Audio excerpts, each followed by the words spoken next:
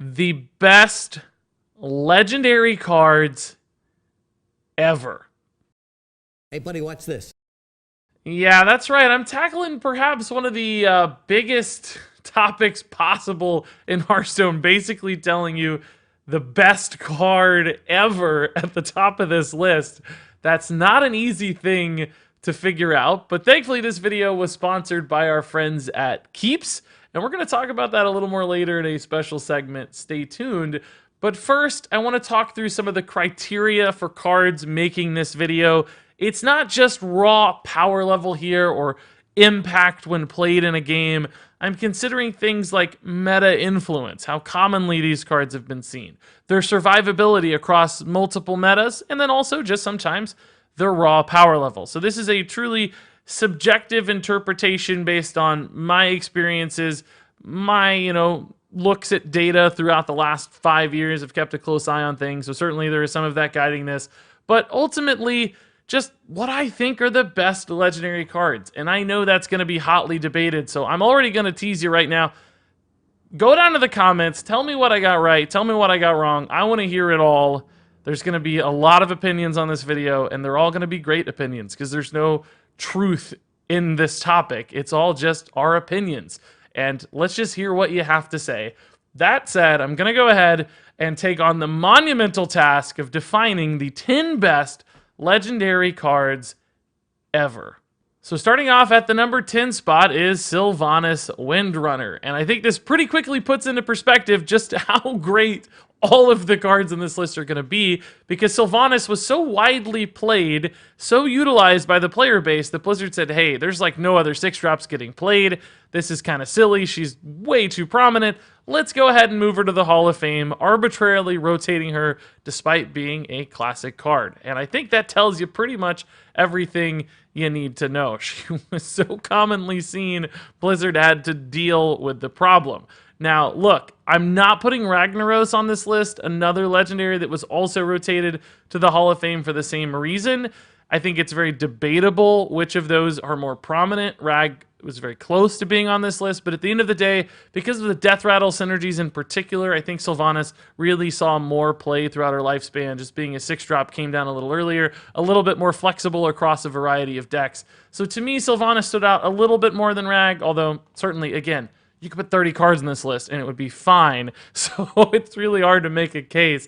But Sylvanas summed it up a little bit more to me just because of how pervasive she truly was across the meta. She seemed like absolutely the go-to answer for so many decks, and that's why she's here. Now, next up at the number 9 spot, I have Dr. Boom Mad Genius. And you'll note here I included the 7-mana version of the card, not the 9-mana version. That was deliberate.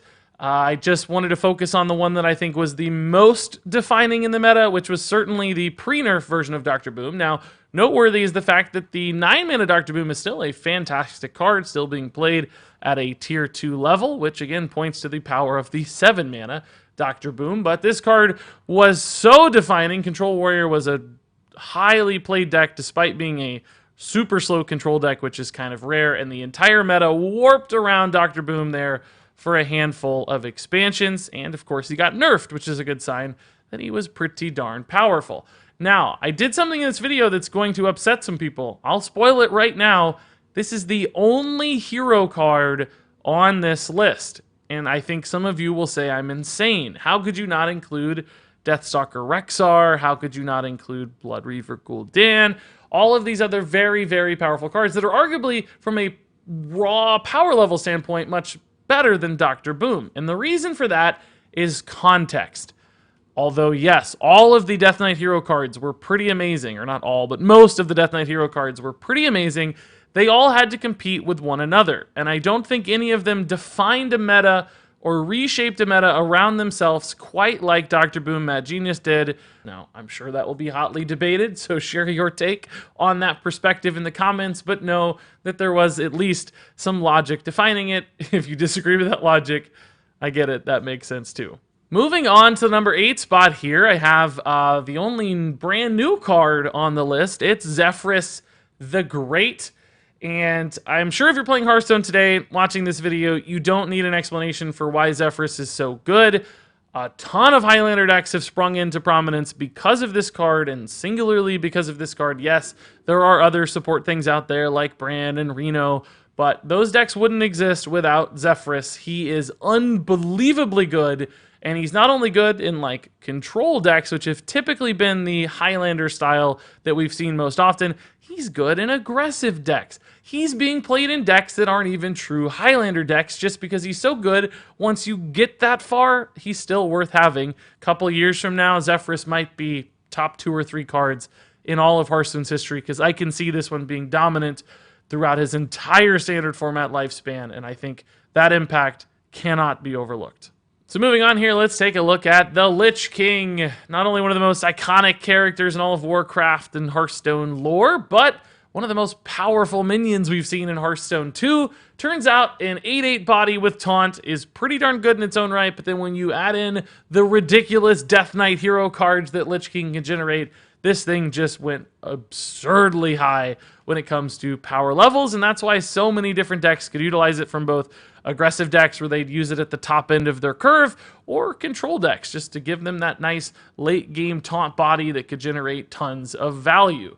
So Lich King was in pretty much everything for a while there while he was in standard format, and he was like the go-to representation of, if I'm building a deck, what card do I toss in there? It's the Lich King. So kind of like Sylvanas before him, perhaps like Dr. Boom, which we might see in this video, there are these neutral cards that become staples of a meta. Every deck is able to run them. Lich King was certainly one of those, and one of the most powerful ones I think we've ever seen. So absolutely deserving of a spot on this list. Next up here, I have Emperor Thoresen from Black Rock Mountain, the ultimate combo enabler there while he was around in standard format, reducing the cost of all cards in hand by 1. It turns out it's pretty crazy good because it allows you to do things that would otherwise be impossible, setting up often crazy OTK combos, but even when he wasn't being played in OTK style decks, he was just a really good value minion you could drop on 6, kind of like our old friend Sylvanas, and he would result in some big plays further down the line, allowing you to cheat out all kinds of stuff. That's captured really well by the fact that anytime an Emperor Thoresen hit the board, people just freaked out. Like, oh my god, I've got to kill that, I've got to kill that. It became the #1 priority of every game as soon as it was played, because if it went off for 2 ticks, oh, forget about it, right? The power was just way too high.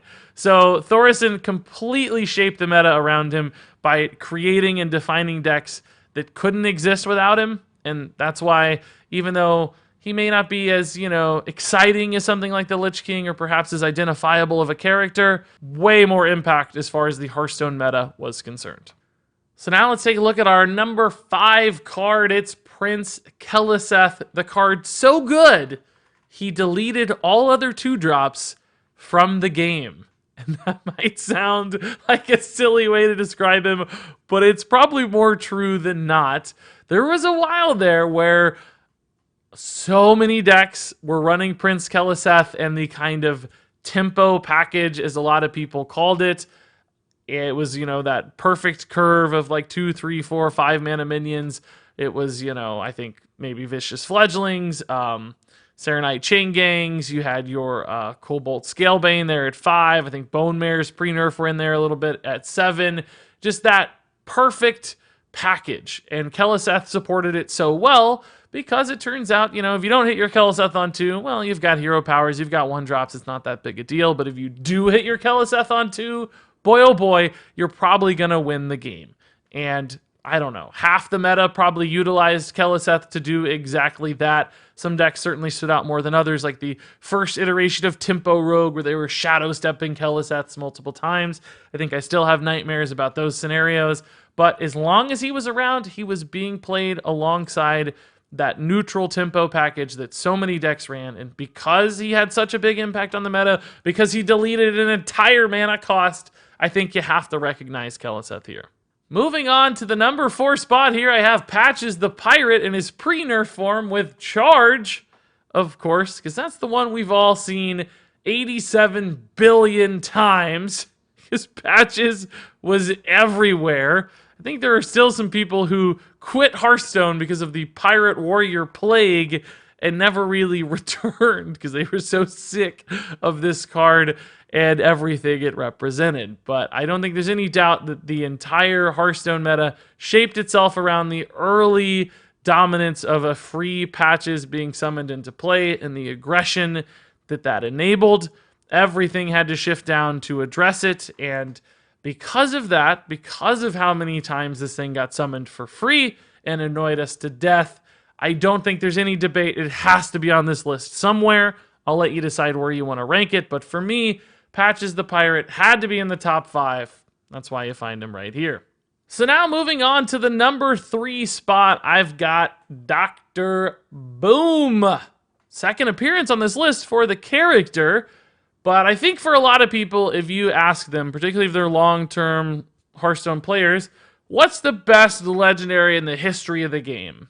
I think most people's first instinct would be Dr. Boom. So a bit like Sylvanas, a bit like Lich King, these mid to late game neutral threats have had a history of relevance in Hearthstone, but none of them exceeded it quite like Dr. Boom. This guy was everywhere. The perfect minion for fast decks to end their curve with a big late game threat that could sneak out lots of extra damage with boom bots. Ideal for mid-range decks, like the defining style of card you want to see in a mid-range deck. And a great reasonable threat for control decks too. They need these sorts of things, and boom bots could actually work fairly defensively to ping minions off of your enemy's board. So Dr. Boom fit absolutely everywhere. Its power level was significantly higher than any other card in standard format, particularly at its mana cost, but frankly across the board.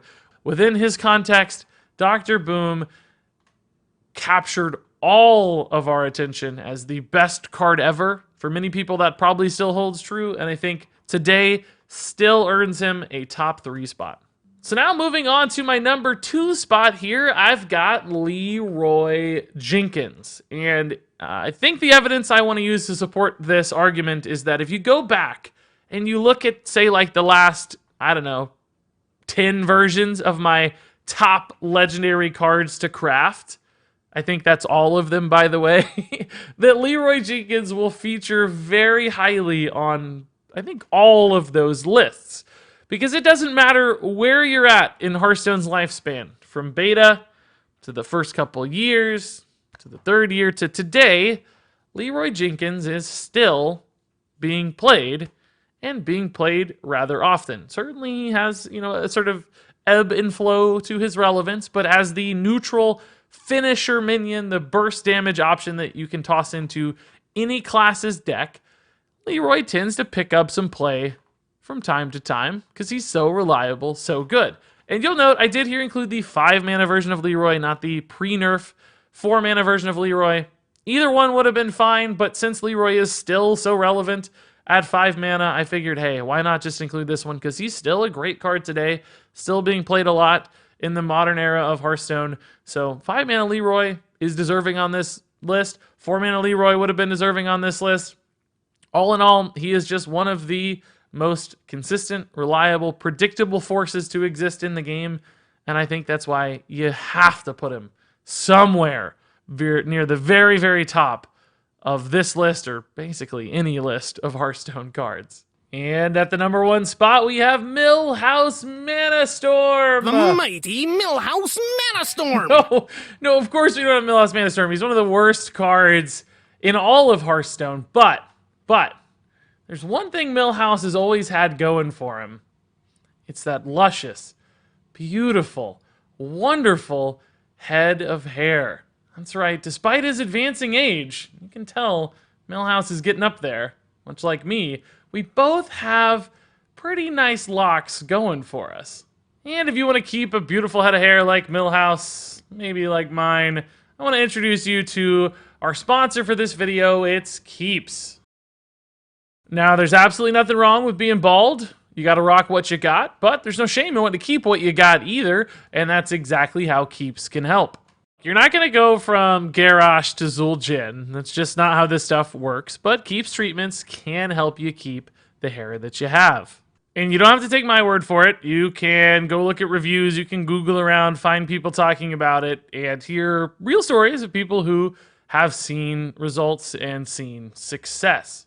So, if you're ready to take action and prevent hair loss, go to keeps.com/Regis to get 50% off your first order. That's KEEPS.com/Regis. There's also a link in the description below if you just want to make it easy on yourself and start living that Regis and that Millhouse Manastorm life. All right, so now with Millhouse out of the way, let's talk about our real #1 card. And I got to admit, it's a little bit of a shocker to me to think about this, but Zilly Axe is taking my #1 spot for the best legendary ever. And you might be thinking to yourself, wait a minute, Regis, Zilly Axe isn't OP. He's not crazy powerful. Some of the cards on this list just outright won you games. They broke the meta. They did absurd things.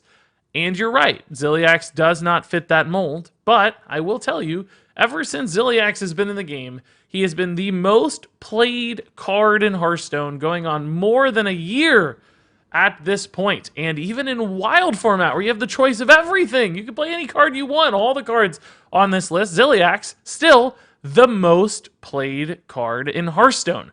Which to me proves that there is no card more reliable, more consistent, more flexible, more important than Zilly Axe. So no, he's not like the all-star, super awesome, game-winning sort of play. But by God, every single deck can run him. And because of that consistency, because of that pervasiveness in the Hearthstone meta, I think he truly ranks as the most deserving, the top of the list, the best legendary card of all time. All right, folks, that's it. My top 10 list, the best legendaries ever. We're going to do a worst legendaries ever too, so stay tuned for that. But I want to hear, what do you have to say? Do you disagree with my #1 pick? Something I left off the list that has to be here? Share all those thoughts in the comments below. If you enjoyed this video, I hope you'll do me the honor of dropping a subscribe for that future worst cards video that's going to be coming out, but also just because I do a lot of talking about Hearthstone. If you like hearing about Hearthstone, I think you'll enjoy my channel. That said, I want to thank you much for watching today, and I want to say until next time, game on.